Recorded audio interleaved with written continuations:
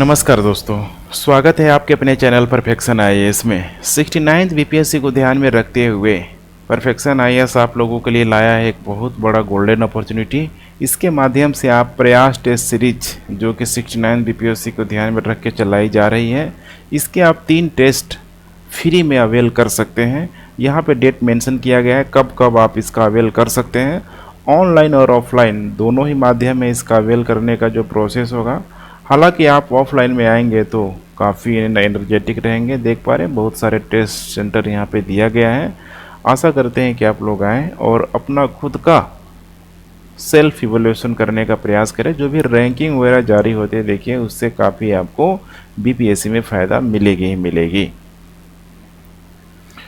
आज का पहला प्रश्न है, नीचे दिए गए अभिकथन और कारण के लिए सही विकल्प चुनिए। अभिकथन दिया हुआ है, तुगलक वंश ने निर्माण की एक शैली पेश की जिसे वास्तुकला की बैटर वॉल शैली कहा जाता है। कारण दिया हुआ है बैटर वॉल शैली के बारे में कि इसने इमारत को अधिक सजावट और सुंदरता प्रदान की। यहाँ पे मैं आपको दिल्ली सल्तनत के बारे में बता दूँ कि देखिए, दिल्ली सल्तनत में वास्तुकला के लिए देखा जाए तो बहुत ही संकट का काल था। संकट का काल क्यों था? देखिए, उस समय दिल्ली सल्तनत बिल्कुल ही यहाँ पे स्टेबलाइज हो रही थी। सबसे अधिक ताकत पर अधिक यहाँ पे बल दिया जा रहा था। इस एवज में देखा जाए तो बहुत अधिक वास्तुकला पे अधिक यहाँ पे बल नहीं दिया गया था। हालांकि फिर भी माना जाता है कि कुछ मात्रा में देखा जाए ग्रे बलुआ पत्थर का प्रयोग करके कुछ वास्तुकला का यहाँ पे निर्माण किया गया था। तुगलक शासकों के द्वारा देखा जाए, ठीक है, तो इसमें कुछ न कुछ आपको निर्माण देखने के लिए मिल जाएगा। अब यही स्टेटमेंट दिया हुआ है कि तुगलक वंश ने निर्माण की एक शैली पेश की जिसे वास्तुकला की बैटर वॉल शैली कहा जाता है। बिल्कुल करेक्ट स्टेटमेंट है। इसमें देखा जाए आर्क और दूसरा है यहाँ पे लिंटल दोनों का प्रयोग किया जाता था इमारतों को मजबूती देने के लिए। अब यही कारण दिया हुआ है कि बैटर ने इमारतों को अधिक सजावट और सुंदरता प्रदान की, जो कि बिल्कुल ही गलत होगा। यहाँ पे सजावट और सुंदरता प्रदान करने के लिए नहीं बल्कि मजबूती प्रदान करने के लिए इसका प्रयोग किया जाता था। इस दृष्टिकोण से देखा जाए तो करेक्ट उत्तर हो जाएगा सी। ये सत्य है, लेकिन आर यहाँ पे जो कारण है बिल्कुल असत्य होगा। निम्नलिखित में से कौन सा नृत्य पारंपरिक रूप से शाम को पूर्वाभ्यास के बाद शुरू होता है, जिसमें मधलम पर एक आह्वानकारी ढोल बजाना शामिल होता है और केवल भोर में, बहुत ही इंपॉर्टेंट लाइन है यहाँ पे, केवल भोर में समाप्त होता है? कथक है, भरतनाट्यम, ओडिसी, इसके अलावा है कथकली। इसका करेक्ट उत्तर हो जाएगा यहाँ पे डी, कथकली। यह कला की एक कहानी नाटक शैली है। कहानी नाटक शैली क्यों है? इसका सीधा सा मतलब है कि इसमें जो भी टॉपिक, जो भी विषय वस्तु यहाँ पे चुना जाता है प्राचीन संस्कृत ग्रंथों से संबंधित होता है। कथकली आप लोगों को जरूर पता होना चाहिए।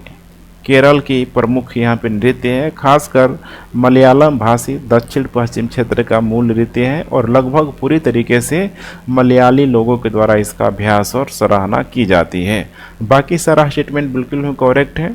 देखा जाए कथकली का एक पारंपरिक प्रदर्शन शाम को पूर्वाभ्यास के बाद शुरू होता है, जिसमें मधलम पर एक आह्वानकारी ढोल बजाना शामिल होता है और केवल भोर में यह समाप्त होता है। तीसरा प्रश्न है यहाँ पे, हड़प्पा सभ्यता की अर्थव्यवस्था के संबंध में निम्नलिखित कथनों पर विचार कीजिए। पहला स्टेटमेंट है, देखिए, ईरान अन्य सभ्यताओं के साथ हड़प्पा वासियों की व्यापारिक चौकी थी। देखिए, हड़प्पा काल के बारे में जब भी यहाँ पे बात की जाती है तो उस समय के समकालीन 4 सभ्यताएं आपको ध्यान में रख के चलना है। जैसे कि नंबर 1 यहाँ पे हम लोग बात करें तो यहाँ पे हो जाएगा चीन की सभ्यता। इसके अलावा मिस्र की सभ्यता, मिस्र के साथ साथ यहाँ पे मेसोपोटामिया और एक हो जाएगा यहाँ पे सुमेरियन सभ्यता। इन 4 सभ्यताओं का आप लोग नाम ध्यान में जरूर रख के चलेंगे। इसमें देखा जाए ईरान के 2 क्षेत्र हैं, एक है हितानी और दूसरा है यहाँ पे मितानी। यहाँ से प्राप्त शिलालेखों से व्यापार के साक्ष्य यहाँ पे मिलते हैं। लेकिन स्टेटमेंट क्या दिया हुआ है कि ईरान अन्य सभ्यताओं के साथ हड़प्पा वासियों की व्यापारिक चौकी थी। ये कहना बिल्कुल गलत होगा, क्योंकि हड़प्पा वासियों की जो व्यापारिक चौकी हुआ करती थी ये अफगानिस्तान में स्थित सोर्तोघोई, आप लोगों ने हड़प्पा काल में जरूर पढ़ा होगा इसको, सोर्तोघोई यहाँ पे हुआ करती थी। पहला गलत हो जाएगा। मोहरों पर जहाज नाव के चित्र मिले हैं जो सुदूर स्थानों में हड़प्पा संपर्कों पर प्रकाश डालते हैं। अब ये जो भी चार बड़ी बड़ी सभ्यताएं थी, माना जाता है कि ऐसे क्षेत्रों से व्यापार होता था, तो स्वाभाविक सी बात है, ठीक है, जो भी उसमें चित्र है जैसे जहाज नाव, ऐसे कई प्रकार के आपको चित्र देखने के लिए मिल जाएंगे। तीसरा स्टेटमेंट है, यद्यपि व्यापार अच्छी तरीके से विकसित था, हालांकि हड़प्पा वासियों का मुख्य व्यवसाय कृषि और पशुपालन था। अब पहला स्टेटमेंट देखेंगे आप लोग, ठीक है, तो बिल्कुल करेक्ट स्टेटमेंट है, क्योंकि उसमें वस्तु विनिमय प्रणाली थी। सिंधु लोगों के जीवन में व्यापार के महत्व के एक विस्तृत क्षेत्र में कई, जैसे कि मुहरे हो गया, एक समान लिपि हो गया, और विनियमित बाटों और मानकों की उपस्थिति से समझा जा सकता है कि उनका व्यापार कितना अच्छे तरीके से विकसित था। हालांकि ये आपको ध्यान रखना है कि हड़प्पा वासियों का मुख्य व्यवसाय कृषि और पशुपालन था। यहीं जब कृषि यहाँ पे होता था तो अधिशेष बचता था, और जब अधिशेष यहाँ पे बचेगा तो व्यापारिक गतिविधियों को भी पूरी तरीके से यहाँ पे प्रोत्साहन मिलेगी ही मिलेगी। इसीलिए 3 जो स्टेटमेंट ये भी यहाँ पे बिल्कुल करेक्ट होगा, अर्थात करेक्ट उत्तर हो जाएगा यहाँ पे बी। 2 और 3 बिल्कुल ही करेक्ट हैं। बौद्ध धर्म के संदर्भ में निम्नलिखित कथनों पर विचार कीजिए। भारत में बौद्ध धर्म की शुरुआत 2500 साल पहले एक ऐसी जीवन शैली के रूप में हुई जिसमें एक व्यक्ति को बदलने की क्षमता थी। बिल्कुल ही करेक्ट स्टेटमेंट है। ऐसे आपको बहुत सारे एग्जाम्पल देखने के लिए मिल जाएंगे जिनके लाइफ में आमूल चूक परिवर्तन यहाँ पे ऑलरेडी यहाँ पे आ चुका था। जैसे कि अंगुलीमाल का एग्जाम्पल लेके देख लीजिए आप लोग। यह पश्चिम और उत्तर पूर्वी एशियाई देशों के महत्वपूर्ण धर्मों में से एक है। अब देखिए पश्चिम लगा है, इसके अलावा उत्तर पूर्वी, जो कि बिल्कुल ही गलत है। यह दक्षिण और दक्षिण पूर्वी एशियाई देशों के महत्वपूर्ण धर्मों में से एक है। बौद्ध धर्म के संस्थापक बुद्ध का जन्म कपिलवस्तु से शासन करने वाले शाक्य वंश के शाही परिवार में हुआ था। ये भी बिल्कुल करेक्ट ही स्टेटमेंट है यहाँ पे, ठीक है, क्योंकि इनका जो जन्म हुआ था, देख पा रहे हैं, कपिलवस्तु, जो कि वर्तमान में देखा जाए, ठीक है, तो नेपाल के लुम्बिनी में देखने के लिए आपको मिल जाएगा। बुद्ध से संबंधित कुछ इंपॉर्टेंट बातों का आप लोग जान लीजिए। 29 वर्ष की आयु में गौतम ने घर त्याग दिया, जो उनका, ठीक है, बचपन का नाम हुआ करता था। लगभग 49 दिनों के ध्यान के बाद गौतम को बिहार के बोध गया में ज्ञान की प्राप्ति हुई, और उसके बाद से बुद्ध ने अपना पहला उपदेश उत्तर प्रदेश के बनारस शहर के पास सारनाथ गांव में पहला उपदेश दिया हुआ था, जिसको यहाँ पे धर्म चक्र परिवर्तन, बहुत इंपॉर्टेंट प्रश्न पूछा जा सकता है, ठीक है, पूछा जाता है, धर्म चक्र परिवर्तन की यहाँ पे संज्ञा दी गई। बौद्ध धर्म के अनुसार कर्म का हमारे जीवन पर कोई प्रभाव नहीं पड़ता है। बिल्कुल ही ठीक है, गलत स्टेटमेंट है। यहाँ पे बौद्ध धर्म का मानना था कि हमारे कार्यों के परिणाम चाहे अच्छा हो या बुरा हो, इस जीवन में और अगले जीवन में उसका, ठीक है, इम्पैक्ट पड़ता ही पड़ता है। इसीलिए चौथा गलत होगा। करेक्ट उत्तर हो जाएगा यहाँ पे, देख पा रहे हैं, 1 और यहाँ पे तीसरा, दूसरा भी गलत था यहाँ पे, 1 और यहाँ पे हो जाएगा तीसरा, अर्थात यहाँ पे करेक्ट उत्तर हो जाएगा बी। विजयनगर साम्राज्य के निम्नलिखित राजवंशों को कालानुक्रमिक क्रम में व्यवस्थित कीजिए। तुलु राजवंश, संगम, अरविडु राजवंश, सुलु राजवंश। इसमें देखा जाए तो देखिए संगम राजवंश, ये तो बहुत ही बेसिक है, यहाँ पे ध्यान रखिएगा, संगम राजवंश, ठीक है। विजयनगर की स्थापना देखा जाए 1336 ईस्वी में हरिहर प्रथम और बुक्का राय प्रथम के द्वारा की गई थी। तो उस समय देखिए जो स्थापना की गई थी यहाँ पे संगम वंश की। अब यही संगम वंश के बाद से अगला जो वंश आ जाएगा यहाँ पे सुलु वंश। सुलु के बाद यहाँ पे आ जाएगा तुलु वंश। इसी तुलु वंश से बहुत इंपॉर्टेंट जो शासक हुआ करता था विजयनगर का, कृष्णदेव राय, इनका नाम आपको जरूर ध्यान में रख के चलना होगा, कृष्णदेव राय। तुलु के बाद से यहाँ पे हो जाएगा अरविडु वंश। तो इस प्रकार से देख पा रहे संगम, सुलु, तुलु, इसके बाद हो जाएगा अरविडु। करेक्ट उत्तर हो जाएगा यहाँ पे डी 2413। निम्नलिखित में से कौन सा युग्म सही सुमेलित है? ध्यान रखिएगा, सही सुमेलित है। मुद्रा राक्षस दिया हुआ है, भारत में सत्ता में चंद्रगुप्त प्रथम की उत्थान का वर्णन करता है। यहाँ पे मुद्रा राक्षस जो लिखा गया था विशाखा दत्त के द्वारा, संस्कृत भाषा के एक नाटक है, जो भारत में राजा चंद्रगुप्त मौर्य के सत्ता में आने का वर्णन करता है। सत्ता में आने का वर्णन करता है, न कि उत्थान का। तो गलत हो जाएगा। अर्थशास्त्र यहाँ पे दिया है, मौर्य प्रशासन के बारे में बताता है, बिल्कुल ये गलत हो जाएगा।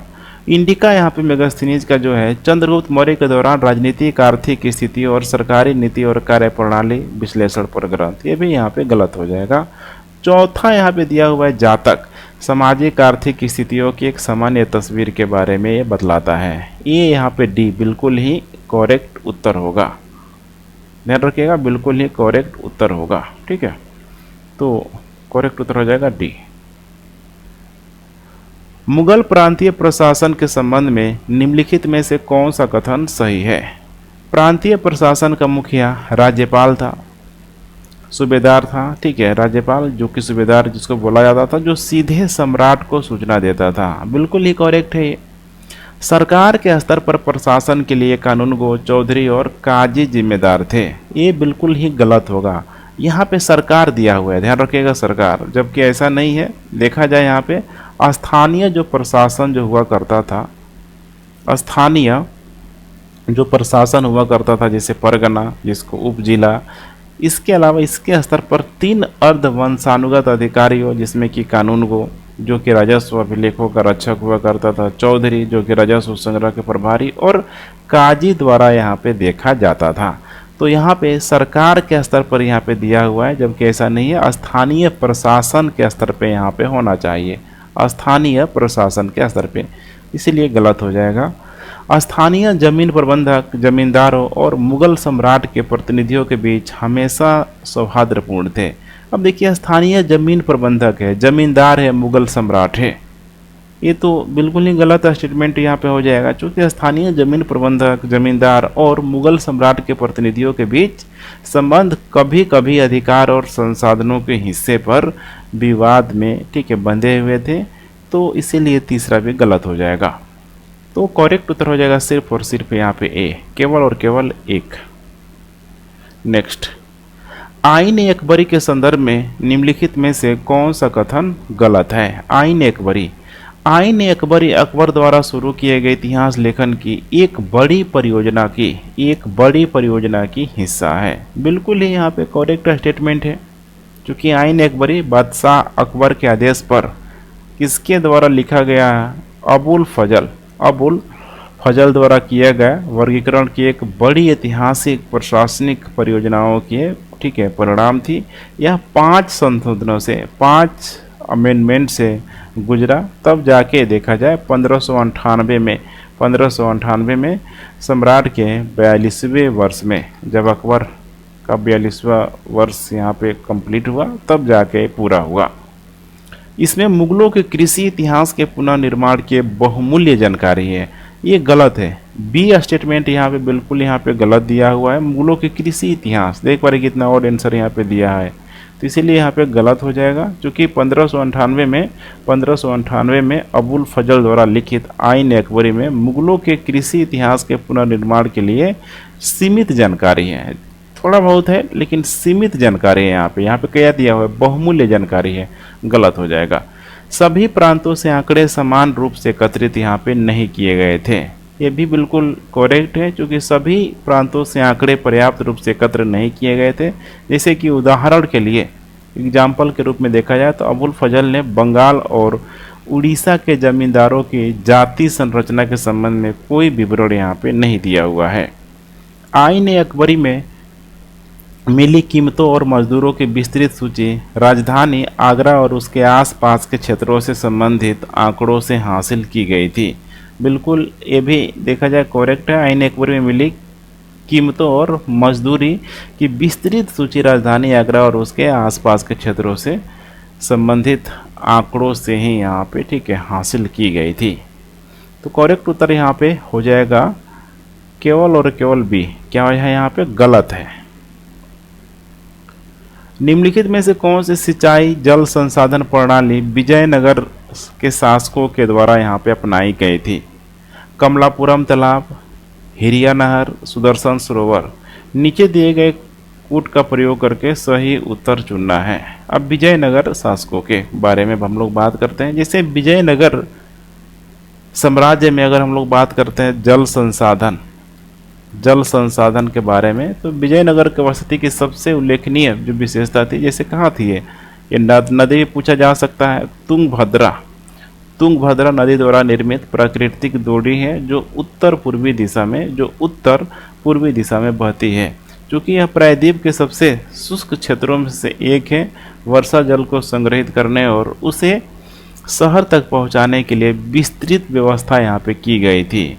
अब यही आपको ध्यान रखना है कि सबसे महत्वपूर्ण देखा जाए तो 15वीं शताब्दी के शुरुआती वर्षों में बनाया गया था। इसे कमलापुरम तालाब कहा जाता है, इसीलिए बिल्कुल करेक्ट स्टेटमेंट है। दूसरा है यहाँ पे हिरिया नहर खंडहरों के बीच देखी जाने वाली सबसे प्रमुख जल संरचनाओं में से एक है यहाँ पे हिरिया नहर, ये भी करेक्ट हो जाएगा। अब सुदर्शन सरोवर तो नहीं होगा ना यहाँ पे, तो ये बहुत आसान हो जाएगा। सुदर्शन सरोवर आपको ध्यान होगा जिसका निर्माण यहाँ पे चंद्रगुप्त मौर्य के आदेश पर उनके गवर्नर पुष्यगुप्त ने सौराष्ट्र के गिरनार में ठीक है उर्जयंत पहाड़ी के बीच में करवाया था। तो तीसरा स्टेटमेंट यहाँ पे गलत हो जाएगा। इसके बाद देखा जाए तो रुद्रदमन प्रथम के जूनागढ़ शिलालेख में कहा गया है कि सिंचाई के लिए सुदर्शन झील पर बांध का निर्माण पुष्यगुप्त ने यहाँ पे किया हुआ था। तो तीसरा गलत है। बाकी यहाँ पे हो जाएगा विजयनगर शासकों से संबंधित 1 और 2 यहाँ पे करेक्ट उत्तर होगा। भारत के इतिहास के संदर्भ में निम्नलिखित रियासतों पर यहाँ पे विचार कीजिए। जैसे कि बिदर है, गोलकुंडा, अहमदनगर, बीजापुर। निम्नलिखित में से कौन बहमनी साम्राज्य का हिस्सा थे? ध्यान रखिएगा, बहमनी साम्राज्य का हिस्सा थे। तो बहमनी साम्राज्य का सारे के सारे तो बहमनी साम्राज्य के ही यहाँ पे हिस्सा थे। क्योंकि आपको ध्यान होगा बहमनी साम्राज्य का जब विघटन हुआ, जो कि इसका सबसे बड़ा कारण था रईसों के बीच संघर्ष, तो वह 5 क्षेत्रों में यहाँ पे बट गया। जैसे कि नंबर 1 यहाँ पे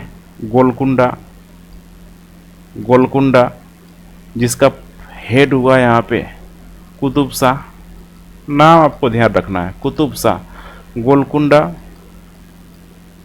उसके बाद हो जाएगा यहाँ पे बीजापुर, आदिल शाह। तीसरा हो जाएगा यहाँ पे अहमदनगर, ये हो जाएगा निजाम शाह। चौथा हो जाएगा यहाँ पे बरार, इमाद शाह के द्वारा। और 5वें नंबर पे हो जाएगा बरीद शाह के द्वारा। तो इन 5 नामों को ध्यान में जरूर रखिएगा। यहाँ पे बिदर, गोलकुंडा, अहमदनगर, बीजापुर दिया हुआ है। इसमें एक क्षेत्र यहाँ पे नहीं दिया गया है और वो है यहाँ पे बरार। अलवार और नैनार के संदर्भ में निम्नलिखित कथनों पर विचार कीजिए। वे तमिल कवि संत थे जिन्होंने भारत के दक्षिण भाग में भक्ति आंदोलनों के प्रचार प्रसार में महत्वपूर्ण भूमिका यहाँ पे निभाई हुई थी। बिल्कुल ही करेक्ट स्टेटमेंट है। देखा जाए 7वीं से लेके लगभग 9वीं शताब्दी के बीच नैनार जो कि शिव को मानते थे और अलवार जो कि विष्णु को मानते थे, इनके नेतृत्व में नए धार्मिक आंदोलनों का पूरी तरीके से उदय हो गया। वे तमिल संत थे जिन्होंने 5वीं से लेकर 9वीं 10वीं शताब्दी के दौरान भारत के दक्षिण भाग में एक भक्ति आंदोलन के प्रचार प्रसार में महत्वपूर्ण भूमिका निभाई थी। नैनार के भजनों के संग्रह को दिव्य प्रबंध के नाम से जाना जाता है। अब ये बिल्कुल गलत हो जाएगा, नैनार नहीं बल्कि यहाँ पे होना चाहिए अलवार। अलवार के भजनों के संग्रह को दिव्य प्रबंध के नाम से जाना जाता है, तो गलत हो जाएगा।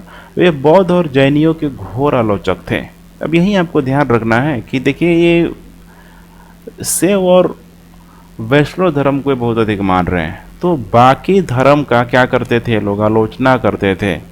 वे बौद्ध और जैन धर्म के घोर आलोचक थे और उन्हें शिव या विष्णु के प्रति प्रेम को मोक्ष के मार्ग के रूप में प्रचारित करते थे। अलवार द्वारा रचित भक्ति साहित्य ने एक ऐसी संस्कृति की स्थापना की और पालन पोषण में योगदान दिया जो कर्मकांड उन्मुख वैदिक धर्म से यहाँ पे अलग हो गया। जैसे कि पहले यहाँ पे हुआ करता था वैदिक खासकर, ठीक है, पीरियड में आप लोगों ने कर्मकांड वगैरह जरूर देखा होगा, लेकिन यहाँ तक आते आते जब धार्मिक आंदोलन शुरू हुआ तो बहुत हद तक इसमें जो भी कर्मकांड की अवधारणा थी उसको यहाँ पे सुधार लिया गया था और फिर इसमें, ठीक है, मोक्ष की जो प्राप्ति का जो मार्ग था एकमात्र यहाँ पे रास्ता बन गया था। इसीलिए बहुत तेजी से पुनः कह सकते हैं कि इस धर्म का पुनरुत्थान होना यहाँ पे शुरू हो गया। तो यहाँ पे देखेंगे तीसरा गलत हो जाएगा, दूसरा भी कह रहा है कि निम्नलिखित कौन सा सही है। ठीक है, तीसरा गलत नहीं होगा, सही होगा। तीसरा और पहला सही होगा, दूसरा गलत हो जाएगा। तो करेक्ट उत्तर हो जाएगा यहाँ पे ए, 1 और 3। ईस्ट इंडिया कंपनी के संदर्भ में निम्नलिखित कथनों पर विचार कीजिए। पहला स्टेटमेंट है, फर्रुखशहर द्वारा जारी फरमान ने कंपनी को बंगाल, गुजरात और हैदराबाद में कई मूल्यवान विशेष अधिकार दिए। अब आपको ध्यान होगा 1715 के आसपास जॉन सुरमन के नेतृत्व में मुगल सम्राट फर्रुखशहर के दरबार में एक अंग्रेजी मिशन ने 3 प्रसिद्ध फरमान हासिल किए, जो कि बेचारा, ठीक है, माना जाता है कि बीमारी से ग्रसित था, इसका बीमारी ठीक कर दिया गया। तो इसने 3 फरमान यहाँ पे दे दिया, जिसमें देखा जाए पहला यहाँ पे हो जाएगा, ठीक है, कि कंपनी को बंगाल, गुजरात और हैदराबाद में कई मूल्यवान विशेष अधिकार यहाँ पे प्राप्त हुआ ही हुआ। तो यहाँ पे देखा जाए तो कंपनी को बंगाल, गुजरात, हैदराबाद, ठीक है, इन सारे ही जगहों पे मूल्यवान विशेष अधिकार दिया गया, जो कि बिल्कुल सही है।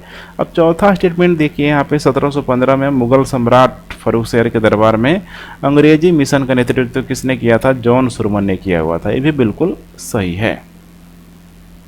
सूरत में ईस्ट इंडिया कंपनी को सभी शुल्क लगाने का उत्तरदायित्व अधिकार प्राप्त था। अब यहाँ पे ध्यान रखिएगा, सूरत, ये गलत है। कंपनी की कलकत्ता के आसपास अधिक भूमि किराए पर लेने पर यहाँ पे रोक लगा दी गई थी, ये भी यहाँ पे गलत है। अब यहाँ पे कुछ उसकी शर्तों के बारे में आप लोग जान लीजिए, ये दोनों ही स्टेटमेंट बिल्कुल क्लियर हो जाएगा। जैसे कि बंगाल में कंपनी का आयात और निर्यात को पहले तय किए गए 3,000 रुपये के वार्षिक भुगतान को छोड़कर अतिरिक्त सीमा शुल्क से यहाँ पे छूट दे दी गई थी। इसके अलावा कंपनी को कुछ सामानों के परिवहन के लिए दस्तक, ये भी बहुत इंपॉर्टेंट है, परमिट के रूप में समझ सकते हैं, दस्तक जारी करने की भी अनुमति दे दी गई थी। कंपनी को कलकत्ता के आसपास अधिक भूमि किराए पर लेने की अनुमति दे दी गई थी, रोक नहीं लगाई थी। इसके अलावा सूरत में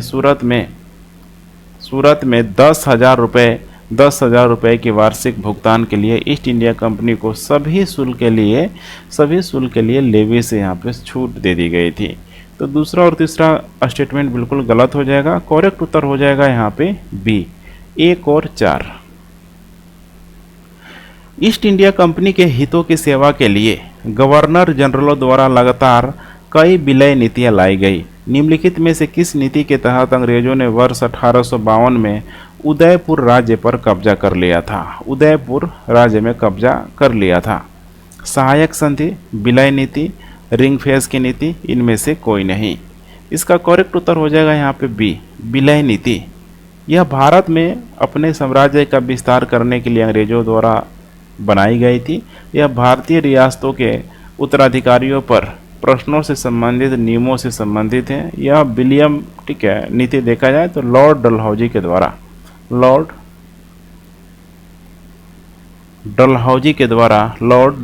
द्वारा प्रस्तुत किया गया था। इस सिद्धांत के तहत घोषणा किया गया कि यदि एक भारतीय शासक की मृत्यु, ध्यान से सुनते चलिए, एक पुरुष उत्तराधिकारी के बिना होती है, अर्थात उसका, ठीक है, अपना बच्चा अगर नहीं होता है, ठीक है, तो उसका राज्य व्यापगत यहाँ पे हो जाएगा, अर्थात कंपनी के क्षेत्र का हिस्सा बन जाएगा। सिद्धांत में यह भी कहा गया है कि दत्तक पुत्र अर्थात जिसको यहाँ पे गोद लिया गया है अपने पिता की संपत्ति का, ठीक है, उत्तराधिकारी हो सकता है। किसका? ये बहुत इंपॉर्टेंट है। संपत्ति का उत्तराधिकारी अपने पिता के यहाँ पे हो सकता है, लेकिन राज्य का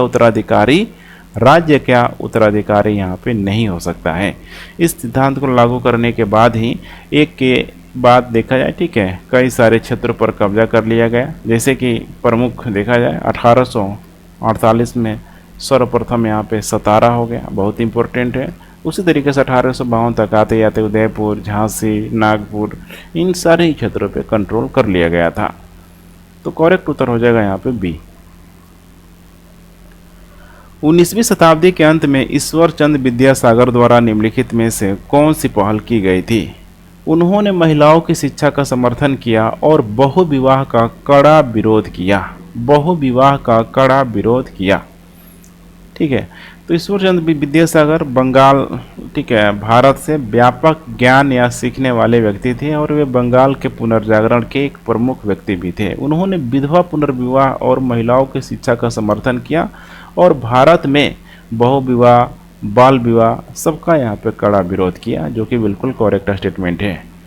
उन्होंने शास्त्रीय समर्थन के बारे में आश्वस्त हुए बिना विधवा विवाह का यहाँ पे बचाव किया हुआ था। अब ये बिल्कुल गलत है, ठीक है, बिल्कुल ही यहाँ पे गलत है, क्योंकि यहाँ पे देखा जाए विद्यासागर की शानदार रणनीति ने विधवा की ओर से एक भावनात्मक दलील के साथ, देखा जाए लॉजिकल जो तर्क होता है उसके साथ हिंदू धर्म ग्रंथों के पुनर्गठन को यहाँ पे जोड़ा, जिसके परिणाम स्वरूप हिंदू कानून और रीति रिवाजों को एक जैविक पुनर्कल्पना यहाँ पे होना शुरू हो गई। विद्यासागर ने यहाँ पे 2 भाग के प्रकाशन, जैसे कि हिंदू विधवा विवाह, तर्क, विद्वता और मानवीय बयानबाजी के एक, ठीक है, टूर द फोर्स के माध्यम से अपना यहाँ पे मामला बनाया हुआ था। इसीलिए दूसरा यहाँ पे गलत हो जाएगा। तीसरा है यहाँ पे उन्होंने बंगाली भाषा के विकास पर भी काम किया, ये बिल्कुल सही है। उन्होंने बंगाली गद्य को सरल और आधुनिक बनाया। उन्होंने बंगाली, या फिर कह सकते हैं उन्हें बंगाली गद्य का यहाँ पे जनक भी माना जाता है। तो करेक्ट उत्तर यहाँ पे हो जाएगा 1 और 3। पहला सही है, तीसरा सही है, करेक्ट उत्तर हो जाएगा यहाँ पे बी। निम्नलिखित भारतीय क्रांतिकारियों में से किसने जर्मनी के सहयोग से अंग्रेजों के खिलाफ सशस्त्र विद्रोह की कल्पना की थी? प्रफुल्ल चाकी, अशफाक उल्लाह खां, खुदीराम बोस, इसके अलावा है यहाँ पे बाघा जतीन।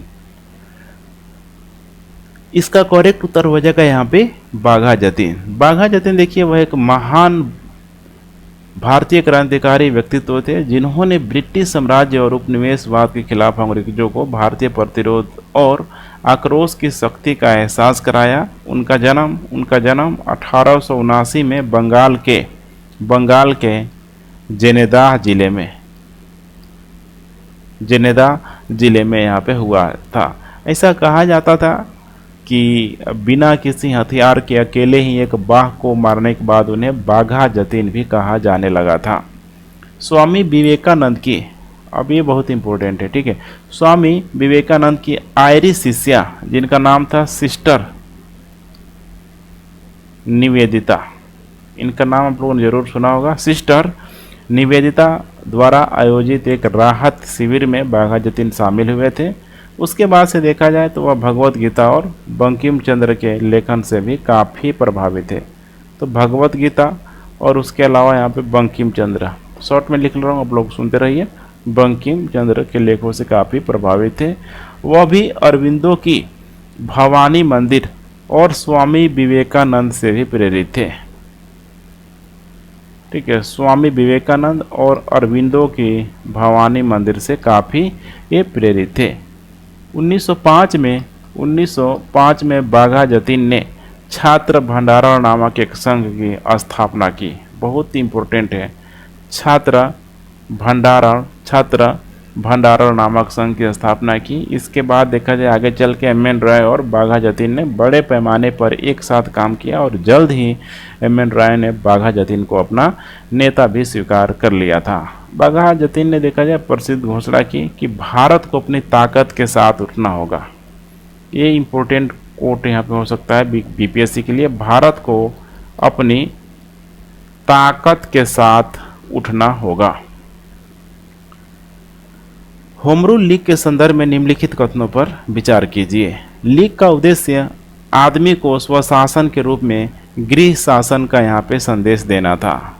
ये बिल्कुल सही है। होम रूल लीग देखा जाए भारतीय राष्ट्रवादी जैसे बाल गंगाधर तिलक और ब्रिटिश समाज सुधारक और भारतीय स्वतंत्रता नेता एनी बेसेंट द्वारा देखा जाए अप्रैल और सितंबर में, एक हो जाएगा यहाँ पे अप्रैल और दूसरा हो जाएगा यहाँ पे सितंबर में यहाँ पे स्थापित किया गया था। भारत में एक ही नाम के दो अल्पकालिक संगठनों में से यह एक है। आयरलैंड में इसी तरीके से देखा जाए तो आंदोलनों से यहाँ पे ठीक है उधार लिया गया शब्द माना जाता है कि ब्रिटिश भारतीय सरकार से स्वशासन प्राप्त करने के लिए भारतीय राष्ट्रवादियों के प्रयासों को यह संदर्भित करता है। इस लीग का उद्देश्य था आम आदमी के स्वशासन के रूप में गृह शासन का यहाँ पे संदेश देना था। इससे पहले की लामबंदी की तुलना में बहुत व्यापक अपील यहाँ पे की गई थी और गुजरात और सिंध के राजनीतिक रूप से पिछड़े क्षेत्रों को भी इसने आकर्षित किया हुआ था। 1917 की, इसे ध्यान रखेंगे, रूसी क्रांति होम रूल अभियान के लिए एक अतिरिक्त लाभ साबित हुई। प्रश्न बन सकता है। मोहम्मद अली जिन्ना ने लीग के बॉम्बे डिवीजन का नेतृत्व किया हुआ था। मोहम्मद अली जिन्ना ने बॉम्बे डिवीजन का नेतृत्व यहाँ पे किया था, बिल्कुल करेक्ट है।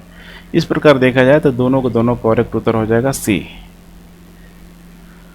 भारत सरकार अधिनियम 1935 द्वारा प्रदान किए गए अखिल भारतीय महासंघ के संबंध में निम्नलिखित कथनों पर विचार कीजिए। इसमें केवल सभी ब्रिटिश भारतीय प्रांतों और रियासतों को शामिल करना था। इसमें सभी ब्रिटिश भारतीय प्रांतों, सभी मुख्य आयुक्तों के प्रांतों और भारतीय राज्यों को शामिल करना था। ठीक है, तो पूरा का पूरा जो स्टेटमेंट है सही नहीं है, इसलिए गलत हो जाएगा। संघ के गठन की एक शर्त यह थी कि आवश्यक श्रेणी में राज्यों की कुल जनसंख्या सभी भारतीय राज्यों की कुल जनसंख्या का 75% होना चाहिए, जबकि ये कहना बिल्कुल गलत होगा। यहाँ पे होना चाहिए कितना, 50% यहाँ पे होना चाहिए। प्रस्तावित महासंघ कभी आया ही नहीं। चूंकि देखा जाए तो इन शर्तों को पूरा किया ही नहीं गया, इसलिए प्रस्तावित महासंघ कभी यहाँ पे आया ही नहीं। पूछा जाता है प्रश्न यहाँ से भी, तो करेक्ट उत्तर हो जाएगा यहाँ पे केवल और केवल 3। दूसरा भी गलत है। भारतीय राष्ट्रीय सेना के संदर्भ में निम्नलिखित में से कौन से कथन सही है।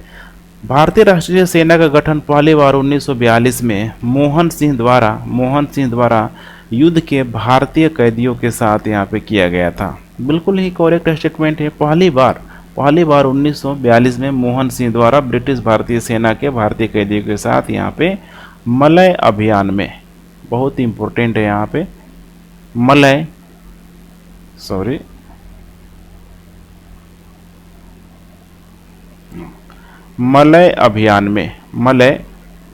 अभियान में जापान द्वारा कब्जा कर लिया गया था और सिंगापुर में 1943 में सुभाष चंद्र बोस द्वारा आईएनए को यहाँ पे पुनर्जीवित यहाँ पे किया गया था। इसलिए पहला बिल्कुल करेक्ट होगा। आईएनए ने ऑपरेशन यूगो में यहाँ पे भाग लिया, बिल्कुल सही है। आईएनए ने ब्रिटिश भारत की ओर से देखा जाए तो 1944 के जापानी अभियान यूगो ऑपरेशन में भी भाग लिया हुआ था। बहुत इंपॉर्टेंट प्रश्न बन सकता है। आज़ाद हिंद सरकार के गठन का जश्न पूरे देश में हर साल 21 अक्टूबर को यहाँ पे मनाया जाता है, क्योंकि उस समय देखा जाए तो अनंतम या फिर कह सकते हैं कि ब्रिटिश के बिल्कुल ही समानांतर सरकार की स्थापना यहाँ पे की गई थी, जिसमें सुभाष चंद्र बोस के प्रमुख चुने गए थे।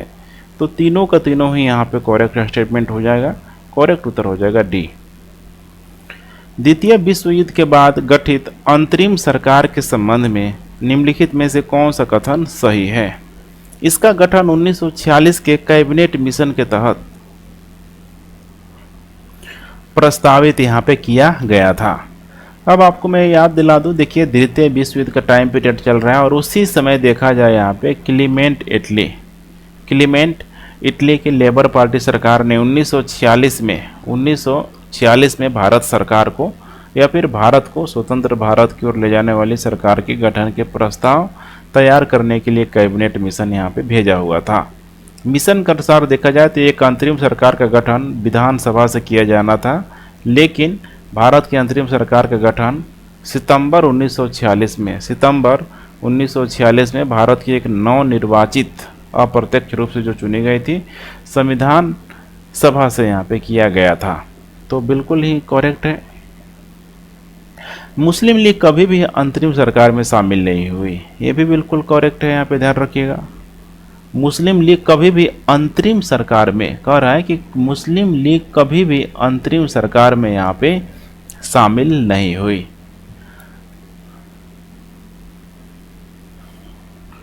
देखिए दूसरा जो स्टेटमेंट है, मुस्लिम लीग कभी भी अंतरिम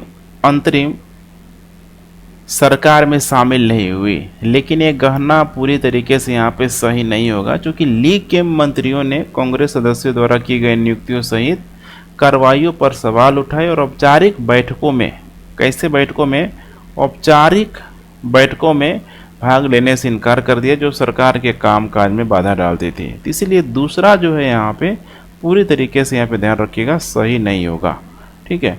वायसराय ने अंतरिम सरकार की कार्यकारी परिषद के अध्यक्ष के रूप में कार्य किया, ये तो बिल्कुल करेक्ट होगा यहाँ पे, क्योंकि अक्टूबर में नए मुस्लिम लीग के सदस्यों को समायोजित करने के लिए कैबिनेट मिशन में फेरबदल किया गया था और शरद चंद्र बोस हो गया, सर सफात अहमद खान हो गया और सैयद अली जहीर को पहले की टीम से यहाँ पे हटा दिया गया था। बलदेव सिंह, इसके अलावा CH भाभा और जॉन मथाई अल्पसंख्यक समुदायों द्वारा प्रतिनिधित्व ये लोग कर रहे थे। और रही बात वायसराय की अंतरिम सरकार में, ठीक है, तो ये तो था ही था यहाँ पे। ठीक है, लॉर्ड माउंटबेटन। तो करेक्ट उत्तर हो जाएगा यहाँ पे C, 1 और 3। नेक्स्ट,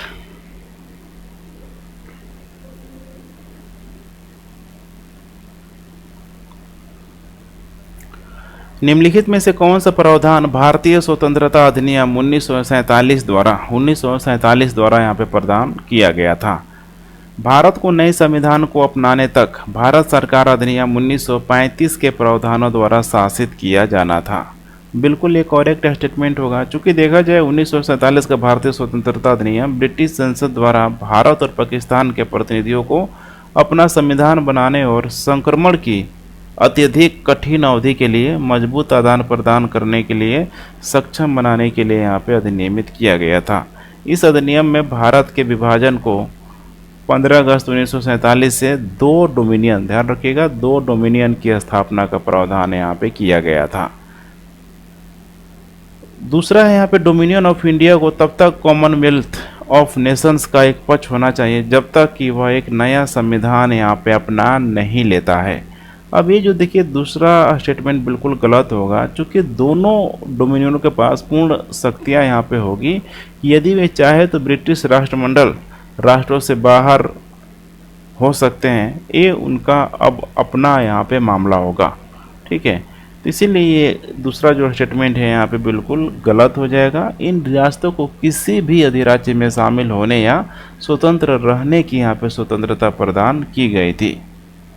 तो करेक्ट उत्तर हो जाएगा यहाँ पे 20 का केवल और केवल 1। विशाल स्नानागार के बारे में निम्नलिखित कथनों को पढ़िए।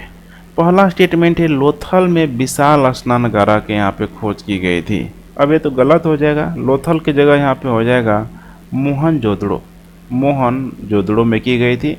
इसका निर्माण गढ़ पर किया गया था, ध्यान रखिएगा, इसका निर्माण गढ़ पर यहाँ पे किया गया था। चारों तरफ से इसकी ओर जाने वाली सीढ़ियाँ थी। विशेष अवसरों पर महत्वपूर्ण लोगों ने इस तालाब में डुबकी भी लगाई। अब देखिए बी जो स्टेटमेंट है, इसका निर्माण गढ़ पर किया गया था, बिल्कुल ये करेक्ट है। तीसरा है यहाँ पे चारों तरफ से इसके जाने वाली सीढ़ियाँ थी, ये कहना गलत होगा, क्योंकि यह ईंटों के साथ पंक्तिबद्ध था। प्लास्टर के साथ लेपित था और प्राकृतिक टार की एक परत के साथ जलरोधी बना दिया गया था। दो तरफ से ऐसे था, यहाँ पे दो तरफ से यहाँ पे सीढ़ी बनाई गई थी नीचे जाने के लिए, और चारों तरफ यहाँ पे ध्यान रखिएगा कमरा हुआ करता था, लेकिन चारों तरफ से इसकी जाने वाली सीढ़ियाँ थी। देखिए कैसे स्टेटमेंट से यहाँ पे खेल रहा है, गलत हो जाएगा, ये गलत हो जाएगा।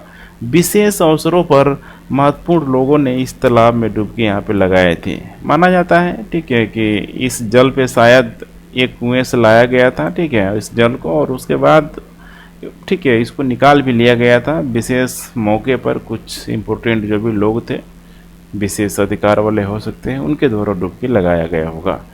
तो करेक्ट उत्तर हो जाएगा बी और डी, बी और डी। निम्नलिखित में से कौन सा कथन सत्य नहीं है? पहले जैन तीर्थंकर ऋषभदेव थे जिन्हें बौद्ध ग्रंथों द्वारा निगंथ नाटपुत्र के रूप में यहाँ पे संदर्भित किया गया है। अब यहाँ पे देखिए पहला जो स्टेटमेंट दिया है, यहाँ पे देखेंगे ध्यान से आप लोग देखते चलिए। पहले जैन तीर्थंकर ऋषभदेव थे जिन्हें बौद्ध ग्रंथों द्वारा निगंथ नाटपुत्र के रूप में संवर्धित किया गया था। पहले जैन तीर्थंकर देखा जाए ऋषभदेव थे जिन्हें बौद्ध ग्रंथों द्वारा निगंठ या फिर नाटपुत्र यहाँ पे कहा गया है। ठीक है, जैन परंपरा के अनुसार ऋषभ जैन या फिर ऋषभ जो है यहाँ पे जैन धर्म के संस्थापक हैं। तो जैन परंपरा के अनुसार जैन धर्म के संस्थापक यहाँ पे कौन हो जाएगा? ठीक है, तो ऋषभ ही यहाँ पे हो जाएगा। लेकिन पूछ क्या रहा है यहाँ पे कि सत्य नहीं है, ध्यान रखिएगा, सत्य नहीं है। अधिकांश प्रारंभिक जैन ग्रंथ संस्कृत भाषा में लिखे गए थे। अधिकांश प्रारंभिक जैन संस्कृत भाषा में लिखे गए थे। ठीक है, अचरंग सूत्र, सूत्र कृतंग और कल्प सूत्र प्राचीनतम जैन ग्रंथ हैं। ये भी कथन सही होगा, अचरंग सूत्र हो जाएगा, फिर यहाँ पे सूत्र कृतंग हो जाएगा, कल्प सूत्र हो जाएगा, प्राचीनतम जैन ग्रंथ है। तो यहाँ पे चौथा सही है, ऐसे में गोल घेर दे रहा हूँ। अधिकांश प्रारंभिक जैन ग्रंथ देखिए संस्कृत भाषा में लिखे गए थे। ऐसा तो कहना पूरी तरीके से सही नहीं होगा, क्योंकि देखा जाए अधिकांश जो प्रारंभिक जैन ग्रंथ प्राकृत भाषा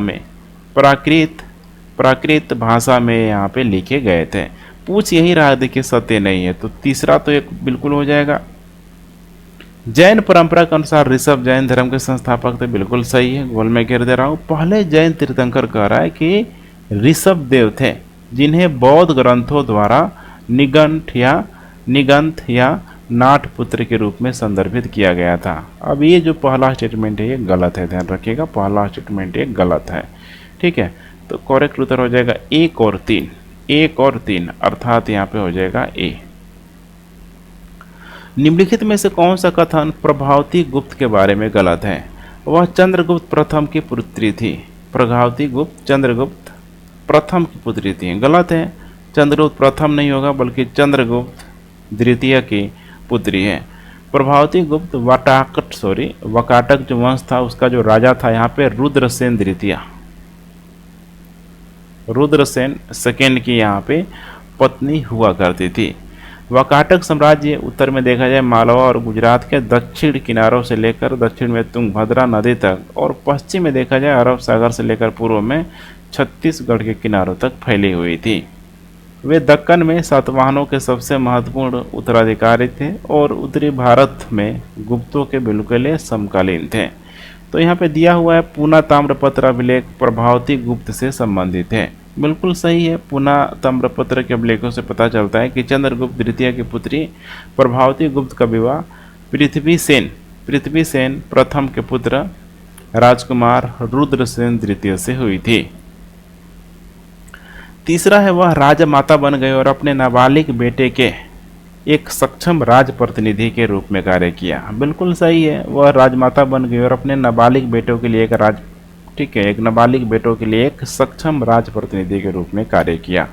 चौथा है यहाँ पे प्रभावती गुप्त ने पश्चिम भारत के शकों पर विजय के लिए अपने कार्य को पूरा करने में अपने पिता को समर्थन दिया, यह भी बिल्कुल सही है। वह एक वैष्णव थी और उन्होंने महाराष्ट्र के विदर्भ क्षेत्र में वैष्णव प्रथाओं के प्रसार में केंद्रीय भूमिका भी निभाई। उन्होंने भूमि दान भी दिया बड़ी मात्रा में, जो किसी भी महिला द्वारा दान का एक दुर्लभ उदाहरण आपको देखने के लिए मिल जाएगा।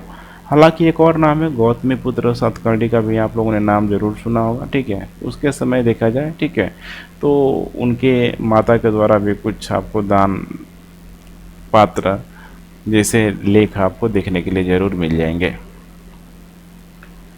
निम्नलिखित में से कौन से कथन प्राचीन काल में भारत की यात्रा करने वाले महत्वपूर्ण तीर्थ यात्रियों के बारे में सही है? फाहियान भारत में संस्कृत सीखने एवं भारतीय व चीनी राजाओं के बीच व्यापार संबंध स्थापित करने आया हुआ था। अब देखिए कितना और यहाँ पे उत्तर बनाया गया, ठीक है। तो तीर्थयात्री देखा जाए वे पुरुष और महिलाएं हैं जो पूजा करने के लिए पवित्र स्थानों की यात्रा करता है। देखा जाए मेनली उस समय उनका मोटिव हुआ करता था।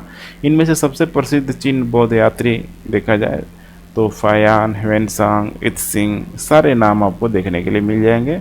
उद्देश्य क्या था इनका? तो देखिए बुद्ध के जीवन से जुड़े स्थानों का, ठीक है, पूरी तरीके से जानकारी, इंफॉर्मेशन यहाँ पे प्राप्त करना, इसके साथ साथ जो भी इम्पोर्टेंट मठ हुआ करता था वहाँ पे घूमना फिरना। ह्वेनसांग बुद्ध के जीवन से संबंधित स्थानों और प्रसिद्ध बौद्ध मठों को देखने आया हुआ था, बिल्कुल करेक्ट है। चीनी बौद्ध यात्रियों ने अपने द्वारा इकट्ठा की गई किताबें व देखे गए बौद्ध मठों के बारे में विस्तार पूर्वक, कैसा विस्तार पूर्वक यहाँ पे लिखा हुआ है। ये बिल्कुल करेक्ट नहीं होगा, क्योंकि चीनी बौद्ध यात्रियों ने अपने द्वारा इकट्ठा की गई किताबें व देखे गए बौद्ध मठों के बारे में लिखा हुआ है यहाँ पे कि विस्तार पूर्वक यहाँ पे लिखा हुआ है। हालांकि मेरे ख्याल से सही होना चाहिए, क्योंकि देखा जाए तो उन जोखिमों के बारे में भी उनके द्वारा लिखा गया है। सफ़र के दौरान उन्होंने अपनी यात्राओं में सामना किया, जिन देशों और मठों में गए उनके बारे में लिखा। तो ये करेक्ट उत्तर यहाँ पे होना चाहिए, ठीक है, सी। तो यहाँ पे आपका हो जाएगा करेक्ट उत्तर बी और सी, बी हो जाएगा, ठीक है। पाल वंश के संबंध में निम्नलिखित कथनों में से कौन सा कथन सही है? पाल शासकों ने जैन धर्म को संरक्षण दिया और जैन धर्म को विभिन्न क्षेत्रों में स्थापित करने में महत्वपूर्ण भूमिका निभाई। देखिए पाल शासकों के द्वारा बौद्ध धर्म को संरक्षण दिया गया था, बौद्ध धर्म को संरक्षण दिया गया था, जैसे कि नालंदा विश्वविद्यालय हो गया, ठीक है। आगे चल के देखा जाए तो विक्रमशिला विश्वविद्यालय। प्रथम बंगाली साहित्यिक कृति चर्यापद का श्रेय पाल वंश को जाता है, पाल वंश को जाता है। इस अवधि के लिए प्रथम बंगाली साहित्यिक कृति चर्यापद का श्रेय दिया जाता है। यह एक ठीक है अबहट्ठा में लिखा गया है, अबहट्ठा में लिखा गया है। तो दूसरा स्टेटमेंट बिल्कुल यहाँ पे सही होगा, पहला गलत हो जाएगा। तीसरा है पाल युग के दौरान विक्रमशिला और नालंदा को शिक्षा के दो महत्वपूर्ण केंद्रों के रूप में स्थापित किया गया था। तो देखिए पाल युग के दौरान यहाँ पे विक्रमशिला तो ठीक है, लेकिन नालंदा देखिए जो गुप्तों के द्वारा बनाया गया था, ये तो पूरी तरीके से यहाँ पे गलत हो जाएगा, इसीलिए यहाँ पे तीसरा भी गलत हो जाएगा। तो करेक्ट उत्तर हो जाएगा इसका 25 का हो जाएगा यहाँ पे केवल और केवल 2। मुगल भारत के संदर्भ में निम्नलिखित कथनों पर विचार कीजिए। भारत में प्रमुख आयातों में से एक में टीन और तांबे जैसे कुछ धातुएं शामिल थी, टीन और तांबे जैसे कुछ धातुएं शामिल थी, बिल्कुल करेक्ट है, क्योंकि भारत में प्रमुख आयातक वाली वस्तुएं यही हुआ करती थी। मलाबार विदेशी वस्तुओं का प्रवेश द्वार हुआ करता था, गुजरात विदेशी वस्तुओं का प्रवेश यहाँ पे जो द्वार हुआ करता था, ये मलाबार यहाँ पे दिया हुआ है, ठीक है, मलाबार नहीं होगा, कोरोमंडल यहाँ पे हो जाएगा, कोरोमंडल था, कोरोमंडल इधर वाला और इधर वाला हो जाएगा, सॉरी ये हो जाएगा मालाबार और ये हो जाएगा यहाँ पे कोरोमंडल, ध्यान रखिएगा कोरोमंडल। तो मालाबार विदेशी वस्तुओं का कह रहा है कि प्रवेश द्वार था, तो यहाँ पे मालाबार नहीं होगा, मालाबार यहाँ पे नहीं होगा, बल्कि कोरोमंडल हो जाएगा। कोरोमंडल तट कपड़ा उत्पादन का चूंकि केंद्र भी बन गया था।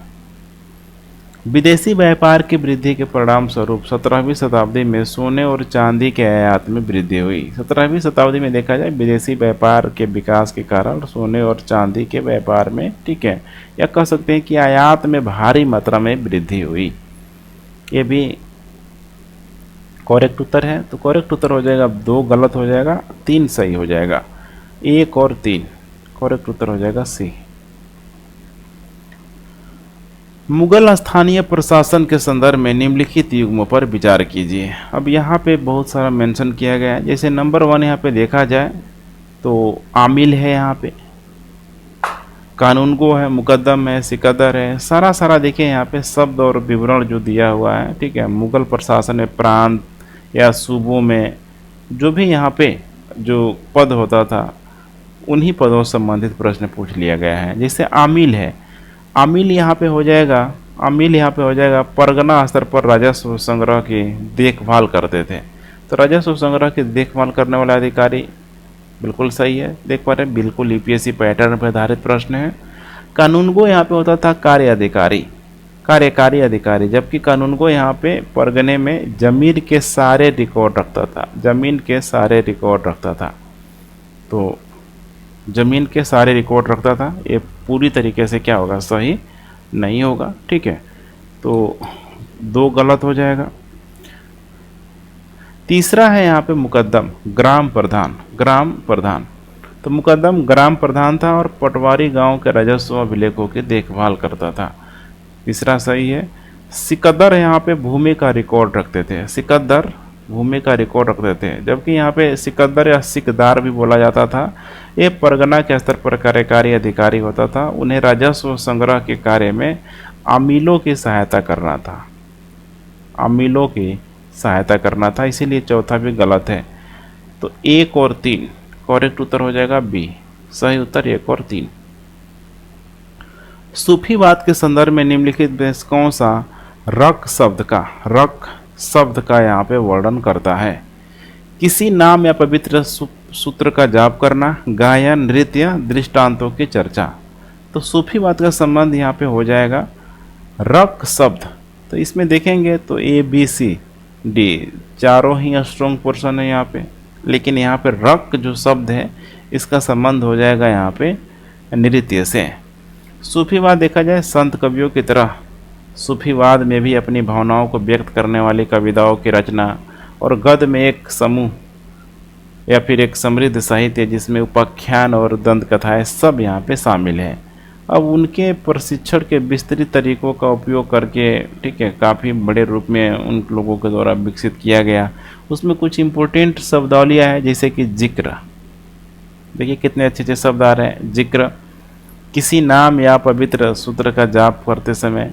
इसके अलावा चिंतन, जैसे कि समा गायक हो जाएगा। यहाँ पे दिया है रक, या इसी को यहाँ पे बोल दिया जाता है रक्स मतलब नृत्य। इसके अलावा दृष्टांतों की चर्चा, श्वास नियंत्रण आदि एक गुरु या पीर के मार्गदर्शन में ये सब यहाँ पे हुआ करता था। इस प्रकार देखा जाए तो सिलसिला सूफी शिक्षकों की एक आध्यात्मिक वंशावली का उदय हुआ, जिनमें से प्रत्येक ने निर्देश और अनुष्ठान अभ्यास की थोड़ी अलग विधि का यहाँ पे पालन किया। भारतीय इतिहास की निम्नलिखित घटनाओं के सही क्रम में सबसे पहले घटित घटना से प्रारंभ करते हुए पहचानिए। व्यवगत का सिद्धांत, सहायक संधि, प्रथम आंग्ल मैसूर युद्ध, पिट्स इंडिया एक्ट। पहली बार यहाँ पे देखा जाए तो हो जाएगा, देखते चलिए आप लोग, प्रथम आंग्ल मैसूर युद्ध, प्रथम आंग्ल मैसूर युद्ध। यह युद्ध देखा जाए हैदर अली और यहाँ पे हो जाएगा ईस्ट इंडिया कंपनी के बीच यहाँ पे लड़ा गया था। इस संधि को मद्रास की संधि के नाम से भी यहाँ पे जाना जाता है। तो सी अर्थात 3 पहले नंबर पे है यहाँ पे। उसके बाद हो जाएगा Pitt's India Act, Pitt's India Act. सी के बाद हो जाएगा डी, 3 के बाद हो जाएगा 4। उसके बाद हो जाएगा आपका सहायक संधि। इसकी योजना देखा जाए तो वेलेजली के द्वारा यहाँ पे तैयार की गई थी, वेलेजली के द्वारा। तो बी 3, 4, 2। अब उसके बाद लास्ट में हो जाएगा व्यपगत का सिद्धांत, व्यपगत का सिद्धांत सब मैंने यहाँ पे बता दिया है। करेक्ट उत्तर हो जाएगा यहाँ पे बी। निम्नलिखित कथनों पर विचार कीजिए। देवबंद आंदोलन का आयोजन मुस्लिम उलेमाओं के रूढ़िवादी जिसको हम लोग कट्टरपंथी के नाम से भी जानते हैं, रूढ़िवादी वर्ग के द्वारा यहाँ पे किया गया था। देखा जाए यह मुस्लिम उलेमाओं के बीच रूढ़िवादी वर्ग द्वारा आयोजित किया गया था, इसीलिए ये पहला स्टेटमेंट बिल्कुल ही सही होगा। यह मुसलमानों के बीच कुरान और हदीस की शुद्धि शिक्षाओं का प्रचार करने के उद्देश्य से एक पुनरुत्थानवादी आंदोलन हुआ करता था। इसने विदेशी शासकों के खिलाफ जिहाद की भावना को भी यहाँ पे जीवित रखा हुआ था। दूसरा है, इस आंदोलन की शुरुआत मोहम्मद कासिद नानोतवी और राशिद अहमद गंगोही ने यहाँ पे किया हुआ था। इसकी शुरुआत मोहम्मद कासिम नानोतवी और राशिद अहमद गंगोही ने किया हुआ था। बिल्कुल सही है, बिल्कुल ये भी सही हो जाएगा। तीसरा हो जाएगा, आंदोलन ने भारतीय राष्ट्रीय कांग्रेस के खिलाफ फतवा जारी किया और सैयद अहमद खान द्वारा संगठनों के गठन का यहाँ पे स्वागत किया हुआ था। अब ये जो तीसरा है देखिए गलत हो जाएगा, क्योंकि देखा जाए भारतीय राष्ट्रीय कांग्रेस के गठन का इसके द्वारा स्वागत किया गया था और सैयद अहमद खान के संगठनों के खिलाफ यहाँ पे फतवा जारी किया गया था। तो इस प्रकार देखा जाए तीसरा बिल्कुल गलत होगा। करेक्ट उत्तर हो जाएगा ए, 1 और 2 दोनों।